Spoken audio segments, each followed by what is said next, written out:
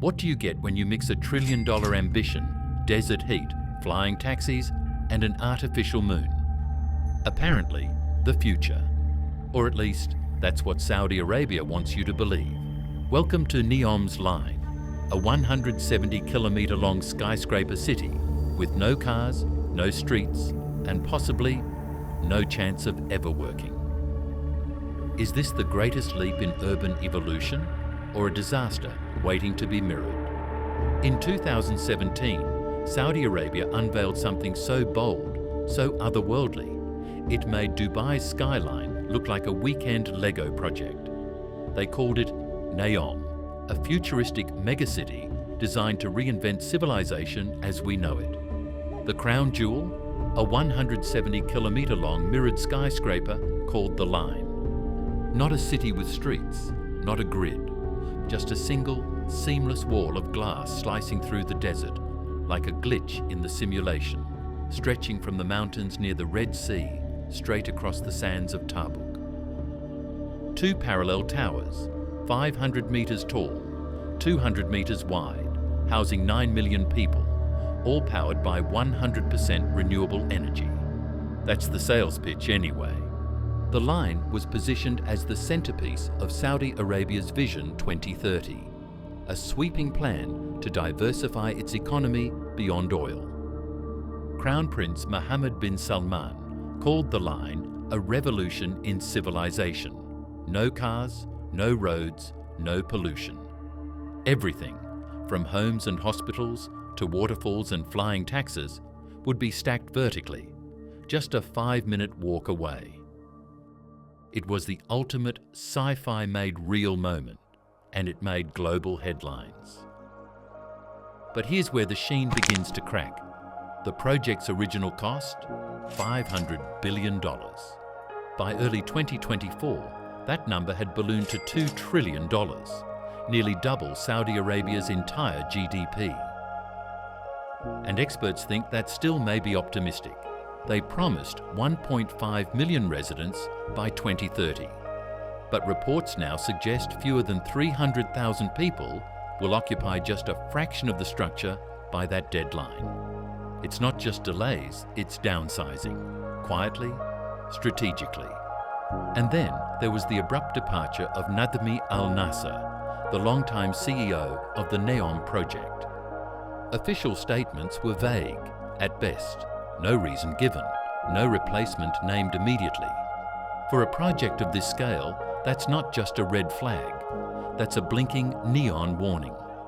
Even among supporters, doubts have started to pile up like desert sand on glass.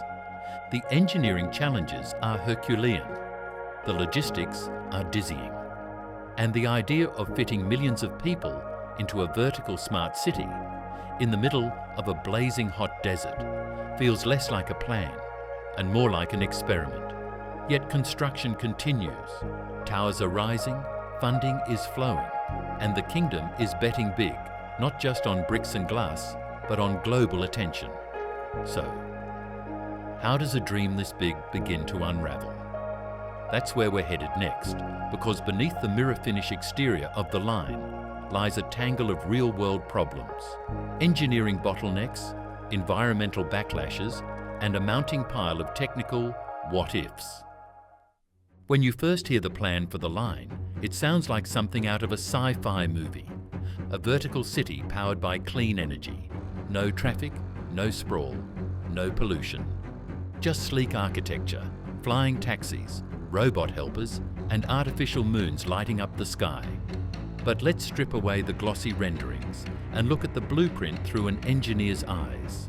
The Line isn't just long, it's absurdly long. At 170 kilometers, it's like building a skyscraper from Los Angeles to San Diego. Now imagine that structure being 500 meters tall, taller than almost every building on Earth, and slicing straight through one of the most extreme desert climates on the planet. We're talking scorching heat, sandstorms, seismic zones, and remote terrain where traditional infrastructure is nearly impossible to install, let alone maintain. The engineering challenges are staggering. Just anchoring mirrored towers this tall in loose shifting desert sand is a structural nightmare. Each segment of the line must be perfectly aligned, or the mirrored facade, which spans thousands of kilometres of reflective surface, won't hold or function properly. And what happens when expansion and contraction from heat warps those panels, or sand eats away at the foundation? Then there's the high-speed rail, promised to take passengers across the entire city in 20 minutes. That's over 500 miles per hour, with only 4 stops. No city on Earth has achieved anything close to that in such a narrow, enclosed corridor. Plus, the desert environment means shifting sands and temperature fluctuations will strain the tracks and vehicles constantly. This isn't just a maintenance challenge, it's a financial ticking time bomb. Oh, and don't forget the Internet of Things. Every single train, shuttle, climate system, security camera, sensor, and AI assistant inside the line must operate in perfect digital harmony, 24/7. That's billions of data points interacting across miles of vertical real estate, with zero margin for error. A single bug in the system, and you don't just have a glitch. You have gridlock, you have blackouts, you have entire sectors of the city shut down in a domino effect. And then comes the big environmental irony. For a project that claims zero emissions and full sustainability, the line is going to require massive energy, materials and water to even get built. Just the mirrored facade alone will reflect intense sunlight across vast portions of desert, potentially disturbing wildlife migration patterns and creating unpredictable thermal hotspots. It might look cool on a postcard, but in reality, it could cook the ecosystem like a magnifying glass on an anthill. Even critics from the urban design world are raising red flags. Unlike traditional cities, which grow organically with neighbourhoods and districts, the line is completely linear. That means 2 people living on opposite ends could be 35 miles apart. And yes, there's a train, but that still creates massive social disconnect. Instead of a community, you may end up with a corridor of isolated silos. It's the kind of place where innovation collides with isolation and where convenience may come at the cost of connection. And this is where the real question starts to form. If building the line is this complicated, how do you actually live in it? That's the question we'll tackle next. On paper, life in the line sounds like a utopia. No commute, no pollution, no traffic. A 5-minute walk to work, school, the park, your gym, and your robot butler. Sounds perfect until you realise what it might actually feel like. This isn't just a smart city, it's a stack city. Every floor is a new layer of civilization. Homes above grocery stores, gyms above office space, cascading parks squeezed between residential pods, and autonomous shuttles silently humming through glass corridors. But in trying to eliminate the flaws of traditional cities, the line may have engineered away the soul of one. Let's talk about social space. Traditional cities, chaotic as they are, create spontaneous moments. You run into neighbours, overhear a street musician, stumble on a new cafe. In the line, spontaneity gets boxed in. Every square metre is pre-programmed. Every interaction is planned. No corner stores, no backyard BBQs, no sidewalks that lead nowhere, just vertical efficiency. Urban planners call this the compression problem, when life is so optimised that it becomes sterile. If you've ever worked in a modern office building with no windows, identical hallways and fluorescent lights, imagine stretching that experience across 170 kilometres. Then comes the psychological layer. Residents would be surrounded by mirrored walls and artificial lighting, with limited exposure to open skies or natural landscapes. The desert is literally right outside, but you'll barely see it. That artificial moon, just another high-tech novelty inside a perfectly controlled environment. Over time, this could have serious effects on mental health. Humans evolved to live in open, dynamic environments, not infinite corridors with curated nature. Even the promise of lush parks starts to lose its charm when they're vertically slotted between apartment modules. And what about community? In a traditional city, two strangers might be just a few blocks apart. In the line, they could be 35 miles from each other. Sure, you have a train, but that train only stops 4 times across 170 kilometres. What kind of city makes it harder to meet new people? It gets worse.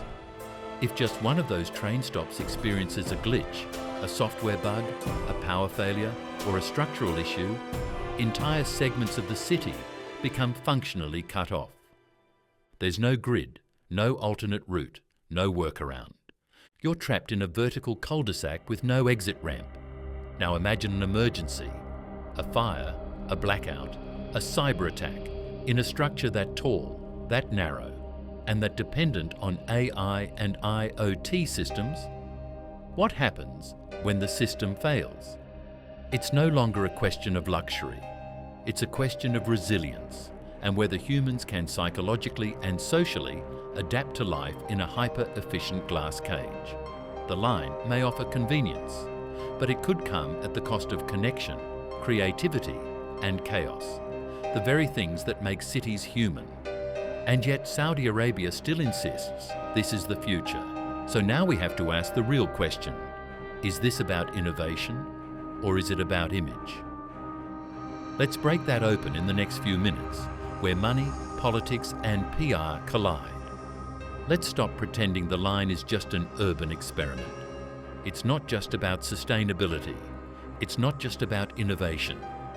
At its core, the line is a massive geopolitical move, a futuristic billboard designed to rebrand Saudi Arabia in the eyes of the world. And the budget for that billboard? An eye-watering $2 trillion and counting. Let's follow the money. The line is the flagship of Vision 2030, Crown Prince Mohammed bin Salman's master plan to transition the kingdom away from oil dependence. And while sustainability and smart cities look good on press releases, the deeper goal is economic diversification and soft power. In short, Saudi Arabia wants to stop being seen as just an oil-rich kingdom. They want to be seen as a tech titan, a tourist hotspot, and a global innovation leader. Think Silicon Valley meets Dubai, but in the desert. And nothing screams future louder than a 170-kilometre skyscraper with flying taxis. But here's the thing. Vision doesn't pay for itself. To fund NEOM, Saudi Arabia launched the Public Investment Fund PIF, one of the largest sovereign wealth funds in the world. They're tapping into oil revenues, foreign partnerships, and private equity to bankroll this mega gamble. There's pressure from investors, pressure from advisors, pressure from inside the kingdom to deliver something visible by 2030. Which is why, despite mounting technical and environmental challenges, construction hasn't stopped. It's accelerated. Why? Because NEOM isn't just about building a city. It's about building credibility. Think of it like this. You don't need to finish the whole 170 kilometres. You just need to finish enough of it to show the world that Saudi Arabia can lead the next century of urban civilization. In this context, even a partial success becomes a massive PR win, but not everyone is buying it. Critics argue that the line is less about livability and more about legacy, a personal monument to the Crown Prince's ambition. And history is littered with such projects, megastructures built more for ego than utility, later abandoned or scaled down, when reality hit back harder than expected. And here's another red flag, the lack of transparency.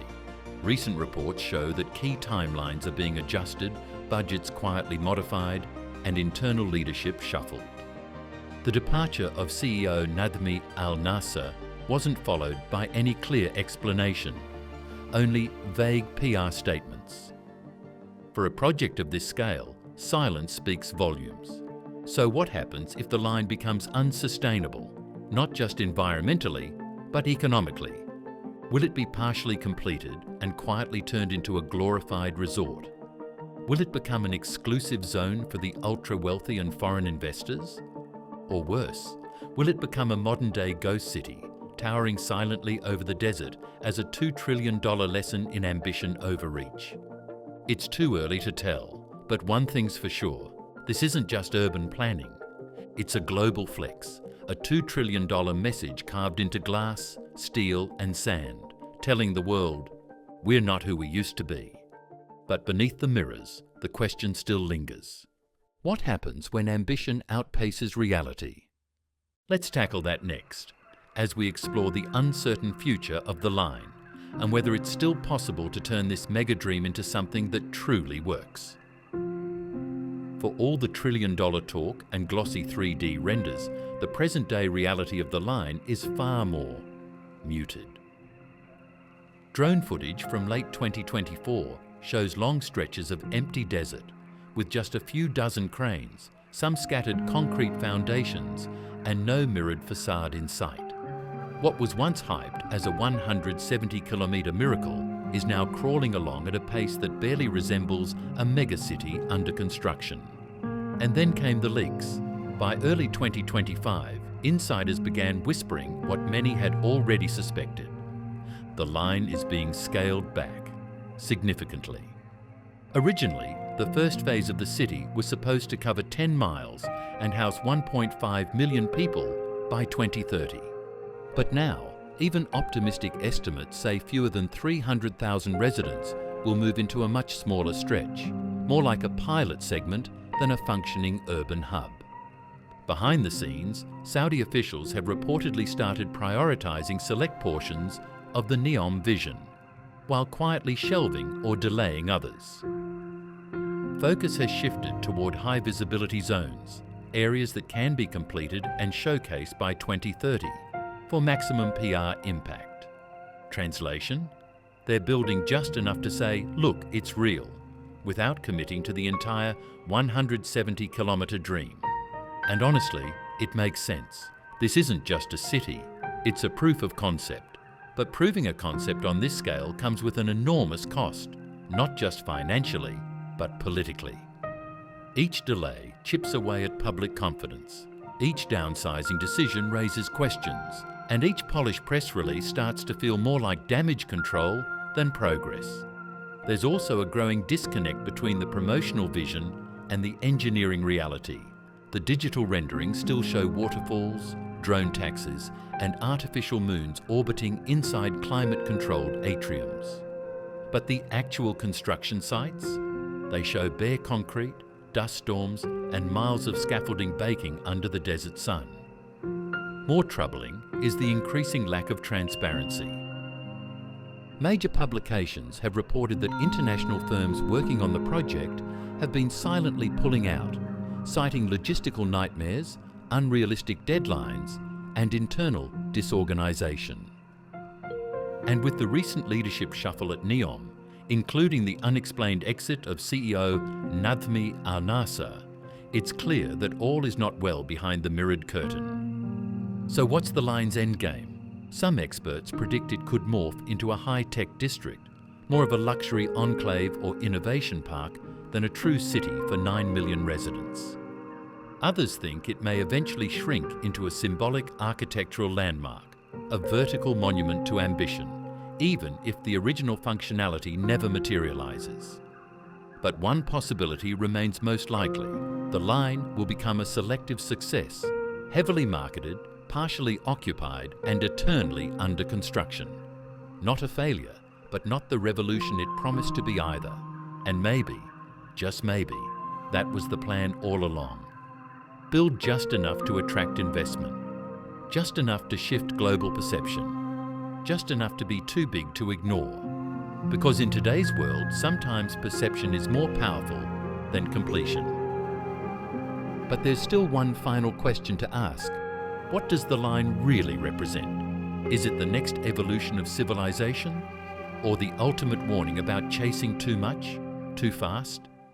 Maybe the line was never meant to be finished. Maybe it was never about creating the perfect city, just the perfect story. A mirrored dream stretching across the desert, reflecting not just sunlight, but the ambition, ego, and desperation of a nation racing to reinvent itself. Because what better way to distract from the oil wells, the politics, the past, than with a vertical illusion that promises tomorrow but struggles to survive today. The question isn't, can they build it? The question is, what happens when the world stops looking?